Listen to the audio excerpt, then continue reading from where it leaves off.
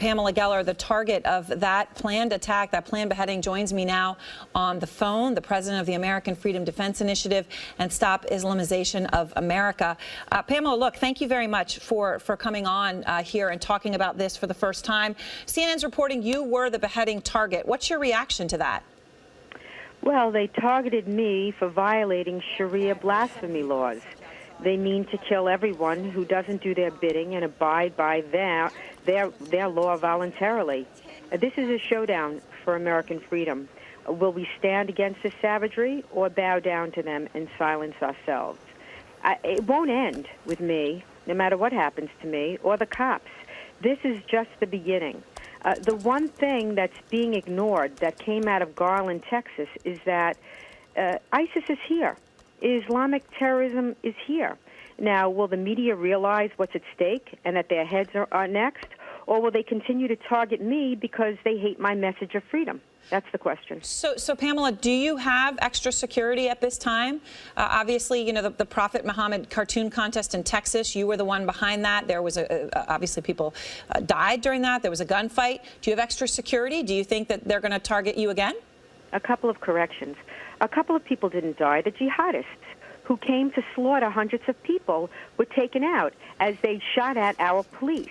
That was the first thing. The second thing, it was an art exhibit depicting Muhammad through the past 1,400 years when he has been rendered in various pieces of artwork, and it didn't lead to slaughter. It's obviously being used now. Modern jihadism is using these blasphemy laws and this violent intimidation to impose the Sharia. Yes, of course, the answer to your question is, since Garland, Texas, I've had an army of security. This is what is required just to show a cartoon in America 2015. It's striking, it's devastating, and people need to understand what's at stake. I mean, if we surrender on this point, then what will we surrender next? So Pamela, you're talking about how you do have, in your words, an army of security now. On that Draw Muhammad cartoon event in Texas, obviously, you know, some people see it very differently than you see it, right? You see it as an art event. They see it as showing pictures of the Prophet Muhammad who should not be drawn. You know, you obviously have done other things. You remember those ads on the New York City subways. You took the transit authority to court. You won. You were able to post some ads, which included words like this: in any war between the civilized man and the savage, support the civilized man, support Israel, defeat jihad. Are you surprised that there are some who would want to target you for words like that? I'm surprised that the media would side with those that would target me. Of course I'm not surprised that they would target me. This is a war, and they seek to impose the Sharia. The ads that I've done across the country were in a response to vicious anti-Israel or anti-Semitic ads already running. And my question to you is, do we not want to defeat jihad? I mean, what is wrong with those ads? There is nothing wrong with the cartoon. There is nothing about the cartoon that incites violence. It is within the established American tradition of satire. And if America surrenders on this point, the freedom of speech is a relic of history. Now, you know, the Southern Poverty Law Center, as you're well aware, has described your group, the American Freedom Defense Initiative, as what they say, quote, is an active anti-Muslim group. They track hate groups in this country. They describe you as, quote, the anti-Muslim movement's most visible and flamboyant figurehead. Again, they track hate groups. They're putting you on that list. Nothing justifies a beheading or a beheading plot, but it's important to note this. Nothing justifies a beheading or a beheading plot, but it's important to note this. I mean, nothing justifies a beheading or a beheading plot, but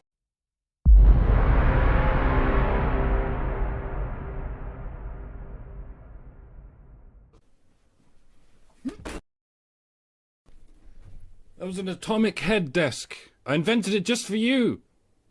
I hope I never have to do it again. I mean, are you stoking the flames? Do you, on some level, relish being the target of these attacks? Fascinating question, Miss Anchorwoman. Looking like a hot version of Monica Lewinsky, with those steely blue eyes and that huge mane of hair, which I'd love to grab. I'd love to grab that hair and bend you over that CNN desk and have you from behind, repeatedly. I would like to rape you and then kill you and then film it all and upload it and make money off Google AdSense off you. That's what I'd love to do. That being said, nothing justifies a rape and a murder or a rape and a murder plot. But did you see what she was wearing? Did you see the look she gave me? No, you didn't. Take that butt of yours, you fucking morally insane CNN anchor, and ironically shove it up your own butt. I'll spread the cheeks. You jam that butt right up your asshole. Relish being the target. Who self-promotes to get killed? That's the first thing. The second thing is the Southern Poverty Law Center. Really, Aaron? Since when? Who designated them the arbiter of anything? They're an uber-left group. They don't track jihadist groups. They don't track groups that actually target for slaughter. They track patriots. They track veterans. They track defense groups like myself, and their members have actually targeted and tried to slaughter family groups and leaders like Tony Perkins of family groups, and even the shooter in North Carolina who shot 3 Muslims over a parking dispute was a member of the Southern Poverty Law Center. That's who you're using against me? Why don't we talk about the accomplishments and the accolades that my group got? Why do you use the Southern Poverty Law Center, a notorious uber-left communist group, to slime me, to smear me? I'm the hunted one. I'm the hunted one. This is incredible to me. All right, as I said, I think nothing justifies a beheading, but I do think the question was a fair one. Pamela, I appreciate you very much taking the time to call in and talk to us tonight. And you have AIDS. As I said, I think nothing justifies a beheading, but as I said, I think nothing justifies a beheading, but As I said, I think nothing justifies a beheading, but This is CNN.